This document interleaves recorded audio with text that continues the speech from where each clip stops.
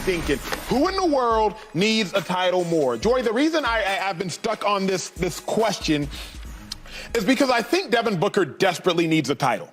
If I can jump back 2 decades for y'all and everybody at the desk, 2001, 2002, 2003, 2004, I was obsessed with Tracy McGrady. Obsessed with T-Mac. I had the black T-Macs with the royal blue stripe, the Adidas joints. I was obsessed. T-Mac and Kobe was like this. If you all recall, they were both second-team All-NBA, then they were both first-team All-NBA, then Kobe was first-team, T-Mac was second. In 2003, 2004, Kobe finishes third in the finals MVP voting, and in the regular season MVP voting, T-Mac finishes fourth. They were like this. Slick, correct me at any point in time if I am telling a lie, but I remember 20 years ago vividly. The difference, amongst several things, but the major difference, Kobe won chips, and T-Mac didn't even appear in a chip. Devin Booker, we know he can light up the scoreboard. 70 points in a game. Know he can do that. Devin Booker has been to a championship. But Devin Booker at this junction in time, first-team All-NBA last year, but at this junction in time, he's a really good scorer who hasn't won anything yet. If y'all remember, I think, about T-Mac, he led the league in scoring in, I think it was 02 and 03. But he didn't win nothing. I think Book needs to win a title, even more so than Kevin Durant, to really solidify his greatness, not just as a great scorer, not just as a first-team player every now and then, but as a legit historical player in the NBA. But Joy, KD already is one. So who do you think needs a title more? He's historical. He's just not better than Giannis, but he's historical. Who do you think needs a title more, Kevin Durant or Devin Booker? Are you good? Some extra in there today. Thirsty Thursday. No, it's Devin, of course. I mean, Book is a legendary scorer already, someone that we have up there as one of the greatest walking buckets that we have seen. I mean, he's proven with the numbers and performances that he is that, but he doesn't have a ring to show for it. And you're right, he has been in the finals, but hasn't gotten it done. Now, I think contextually, at this point in his career, we don't put him with the Kevin Durant's and Giannis's and Jokic's and, LeBron's. Not at all. And that's I think fair. He's not the one on this team now. It's KD. But winning a championship would definitely solidify him as one of those greats who also translated to winning. I hear everything y'all just said, but I go back to that, which is Devin Booker is now significantly lower profile on his own team, where he's been great for a long time. He just is. I mean, there's a 7-foot-tall lightning rod on the Phoenix Suns, and his name is Kevin Durant. Kevin Durant just does something to people, man. Like, maybe even more than LeBron, in all honesty. Very polarizing. It's baffling how somebody so good at his job just brings out the polarizing takes, and that's what it's going to be. He's on the Suns now. He's got a chance to win a championship there to help them get over the hump. We know they couldn't do it without him. They got to a finals and lost. And he is Kevin Durant. He just is. If he does it, if he gets a third championship, and again, helping a team get over the hump, I think he's already in that conversation of 10 or so best basketball players to ever play. Sure. It moves him even further up the charts. And if they do win, I can't imagine a world where they do win and people are like, this is Devin Booker's moment. Like, no, it won't be. It'll be Devin Booker would have to win finals MVP. Right. Exactly. He would have to severely outplay KD for that to happen. And I don't expect that to happen because Kevin Durant's amazing. It's KD until proven otherwise. I'm sorry. Yeah, I'm going to discount the social media gangsters and how they might take it or what their view or reaction to Kevin Durant is. And I'm going to say, first of all, the number one guy on the Phoenix Suns is neither one of those two. It's Chris Paul. Chris Paul most needs a championship to validate who he is. But next on that list would be Devin Booker, because I think Joy kind of took us there. Like, Devin Booker has demonstrated that he's extremely talented and has the kind of talent that you expect wins from, like we did with Tracy McGrady.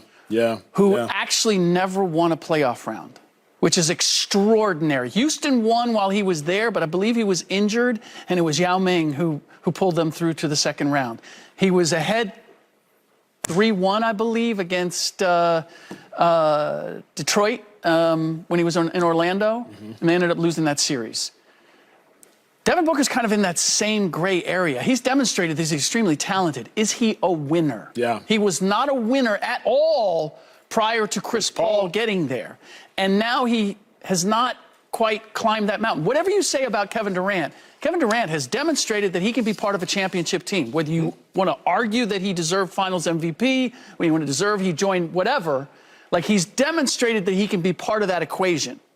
So if it's not Chris Paul, it's Devin Booker having to demonstrate, we've given you everything. Dude, show us that you can be part of something that gets the deal done. Very, very well said.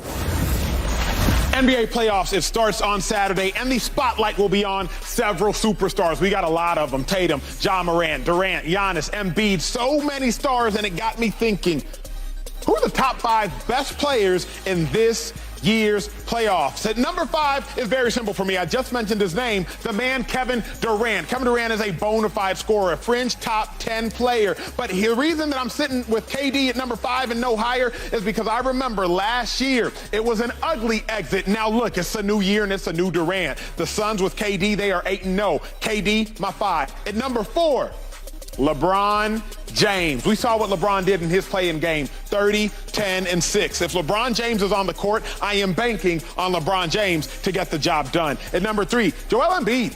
Of all the players who truly need it most, you can make a very concrete argument that Embiid needs to show up in this year's playoffs the most, and show up, I think he will. I think he'll be the 3rd best player in this year's playoffs. At number 2, it's going to be Steph Curry.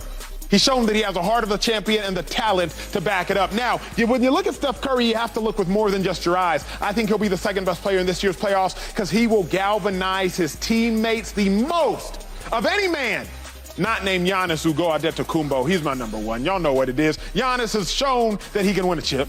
Shown he can be a Finals MVP. Shown he can take a team like the Bucks out of the graveyard, hoisting trophies. Giannis will be the best player in this year's playoffs. Mark it, write it down in Sharpie. Let me head to the desk.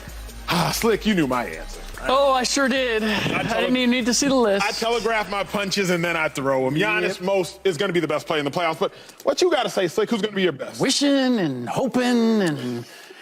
Look, the guy that I voted for MVP, why would it not be Joel Embiid?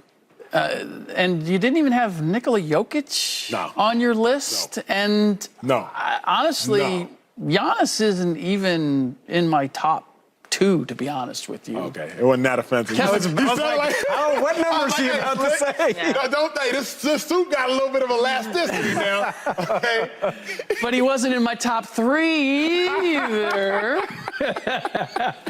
No, as of right now, I think you make a great point. Joel Embiid, because I anticipate that he's going to win MVP. Now the pressure comes, okay, big boy, like 2nd round exits aren't good enough. You, at the very least, need to get to the conference finals, demonstrate that you can do more than Nikola Jokic. Again, I'm going to go back to why I didn't vote for Giannis as MVP, because I believe that the reason that the Bucks are where they are, with the best record in the league and the number 1 seed and expected by most to end up winning the title, is because of what they have collectively done this year. He's great. Always expect him to be great, but the best player going into the playoffs, can't say that. Joel Embiid, that's where you at. Slick Joy, where are you? I'm not upset at your list, except for the fact that KD is at 5. It feels put a little respect on the God. Feels low. Yeah, KD is the best player playing at the highest level right now going into the playoffs. Most accomplished player, I'll say that. Hard to argue. I'm going to go with KD. I don't do this for Acho, I promise. But Giannis, man, keep your numbers. Keep your numbers, Slick. He's the most fun player for me. KD's up there too. But I didn't know that was the question. Okay, but he's the most fun because he's the best. He's the biggest dude on the court. He's the most explosive player on the court. He can do everything. Most fun player, like Austin Reeves. What are we doing? No, get out of here. He's the player Acho's going to most like me if I say his name. Why don't we just go there? Get out of here. Giannis is going to go deeper than the Sixers. No doubt. He's going to go deeper. If Giannis plays Embiid, Giannis has always played better. We've seen that before. When Giannis played KD, Giannis outplayed KD. That's why I go with Giannis. No, would you stop it? You construct these arguments. It's your scaffold. It's your, if I put this guy against this guy, what has happened? You've been doing this with the MVP for the last freaking 2 days. Subscribe here to get the latest from Speak, and go watch a few segments from our other shows on FS1.